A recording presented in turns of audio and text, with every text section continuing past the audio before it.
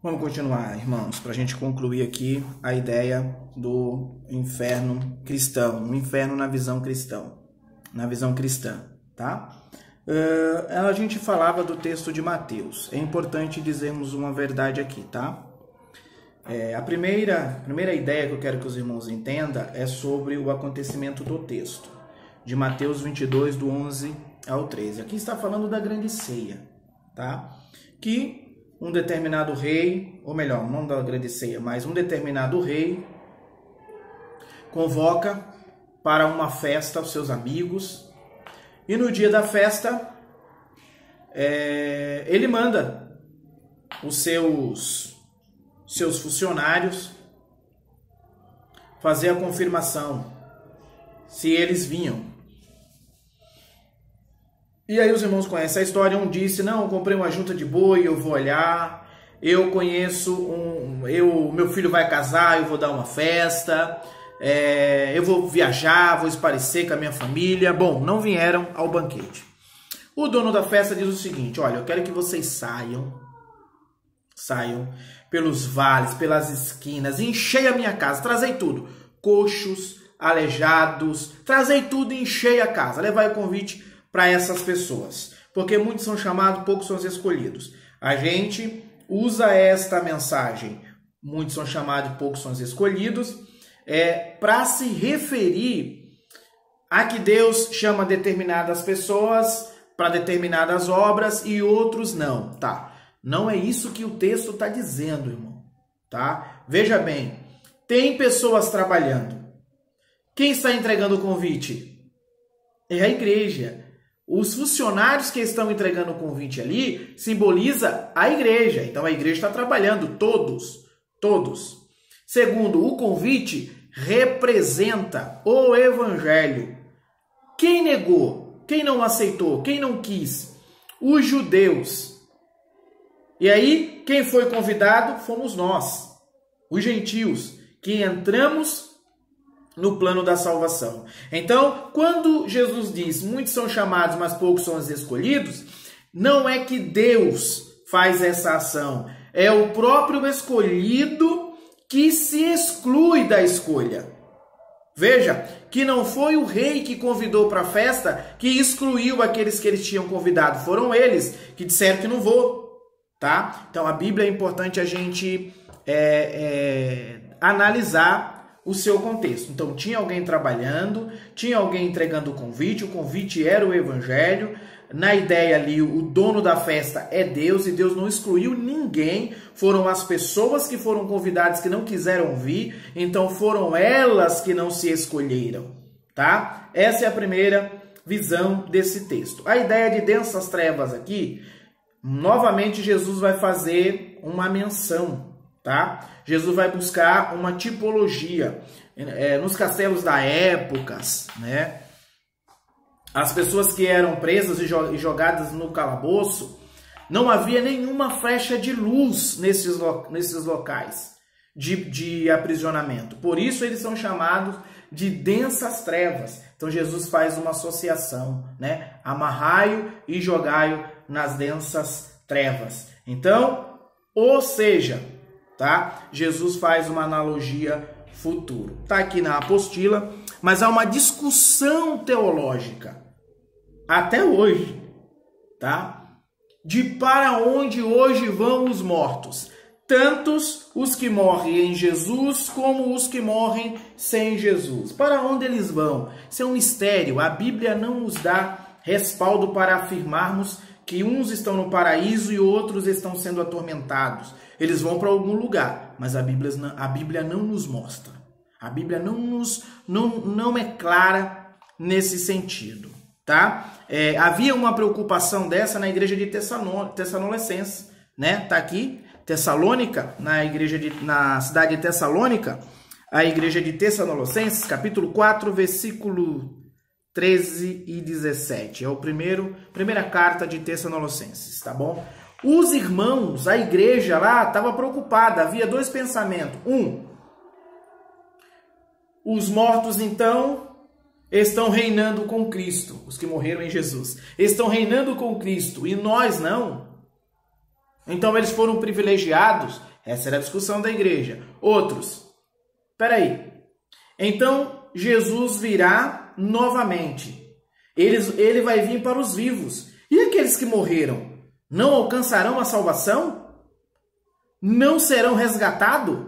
Foi preciso Paulo escrever que eles não se preocupassem acerca dos que morrem ou dos que dormem. Veja que Paulo vai dizer, não vos preocupeis acerca dos que dormem, tá? Porque os mortos ressuscitarão primeiro.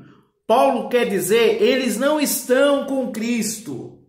Vai todo mundo junto, tá bom? Quando Jesus vier no soar da trombeta, os mortos ressuscitarão primeiro. Então ele está dizendo para aqueles que pensavam, eles já estão com Cristo, são privilegiados. Não, ninguém está com Cristo ainda. Paulo escrevendo para a igreja de Tessalônica, tá? Em seguida ele vai dizer, e depois nós, os que ficarmos vivos, tá? Seremos transformados e arrebatados e nos encontraremos com o Senhor nos ares, juntamente com os mortos, mas os mortos ressuscitam primeiro, e os vivos também vão. Então Paulo estava resolvendo um problema, estava dizendo, vão os vivos e vão os mortos, todos vão, tá? Mas a discussão é essa, teologicamente falando, para onde ou onde estão os mortos hoje? Os em Cristo estão no paraíso? Os não em Cristo estão atormentados? A Bíblia não fecha, tá bom? A Bíblia não fecha. O importante é que a teologia de Jesus, ela é clara em dizer que há um lugar de tormento, sim. Então, se tem alguém que você conheça, ou alguém que te pede explicação sobre o inferno, sinta-se livre para dizer que o inferno, ele há de existir sim, ele existe sim, e está preparado para todos aqueles que forem condenados, que não se arrependerem dos seus pecados e não aceitarem Jesus como único e suficiente Salvador, tá bom?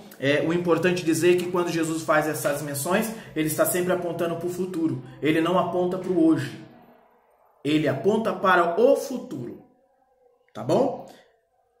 O lago de fogo, preparado para o diabo e seus anjos, né, também está no futuro, tá? Não no presente.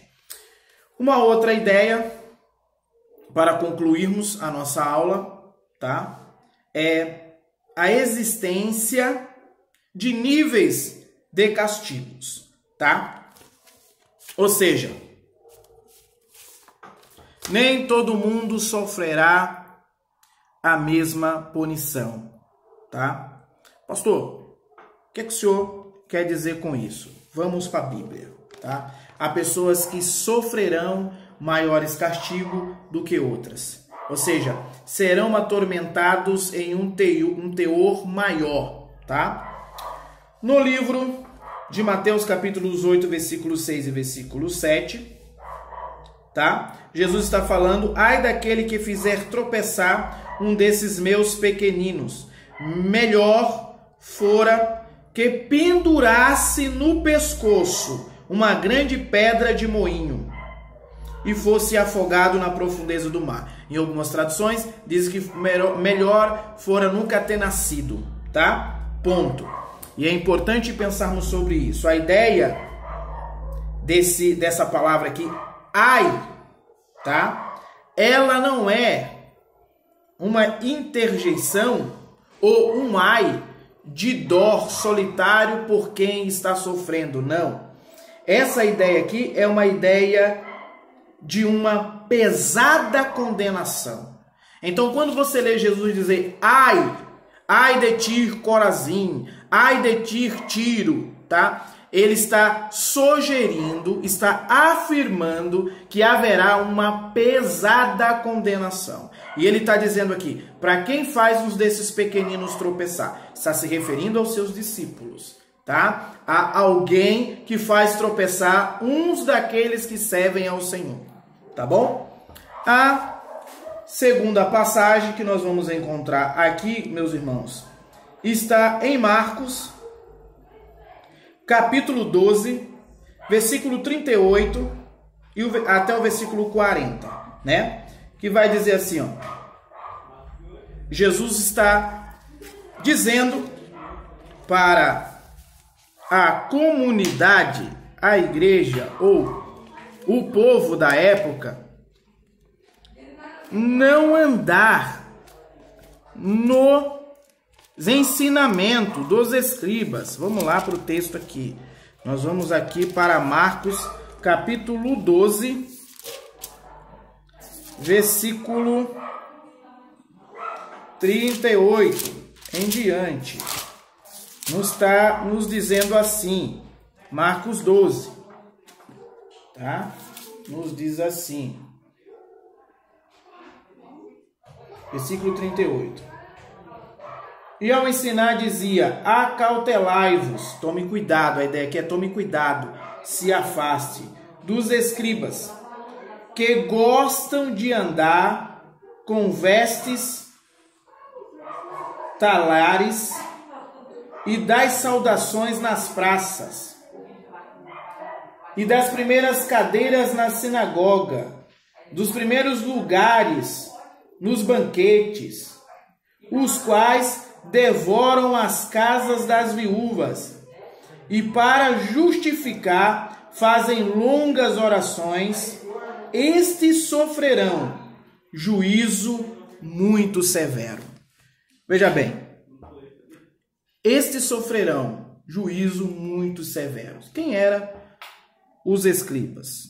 Os escribas eram homens conhecedores das leis de Israel, eram os mestres, os rabinos de Israel, certo? Que gostavam de ser bajulados, gostavam de destaques, mas Jesus faz uma acusação aqui.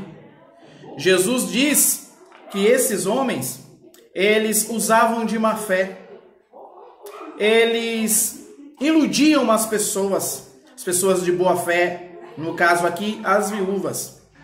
E para manter a sua vida ostentada, para manter a sua vida, como é que eu posso falar, as suas vaidades, né?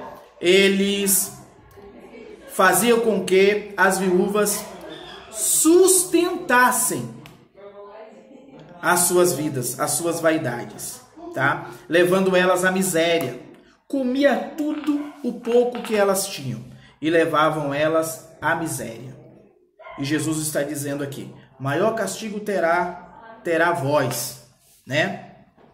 Maior castigo terá vós que fazem esse tipo de atitude. Os escribas é aquele tipo de pessoa que vive uma vida artificial, vaidosa, né? Incoerente. Eram pessoas perversas que usavam da lei, usavam do conhecimento que tinha sobre a lei para defraudar as viúvas. Em alguns casos, meus irmãos, eles chegavam até a tomar o pouco que a viúva tinha. Eles chegavam a usurpar o pouco que a viúva tinha. É por isso que Jesus vai dizer que eles sofrerão castigo maiores, tá? Então, há níveis de castigo sim, tá bom? Para concluirmos e terminarmos aqui, ainda tem mais uma aqui, que é no livro de Lucas, capítulo 12, verso 47 e verso 48, em que Jesus está dizendo que aquele que não tem nenhum conhecimento, ou menos conhecimento, sofrerá menor castigo. E aquele que tem maior conhecimento, sofrerá maior castigo, né? Então, há nível de castigo, sim. Há níveis de castigo e está claro nos textos sagrados. Está aqui na apostila. Eu espero que vocês leiam e qualquer dúvida me perguntem, tá bom? Então, o inferno é real, é uma doutrina bíblica e ela deve ser ensinada, sim. Beleza, meus irmãos? Fiquem na paz. Até a próxima aula. Leiam a apostila para que vocês possam fazer as vossas provas. E qualquer dúvida, entre em contato e a gente estará esclarecendo. A paz, até a próxima aula.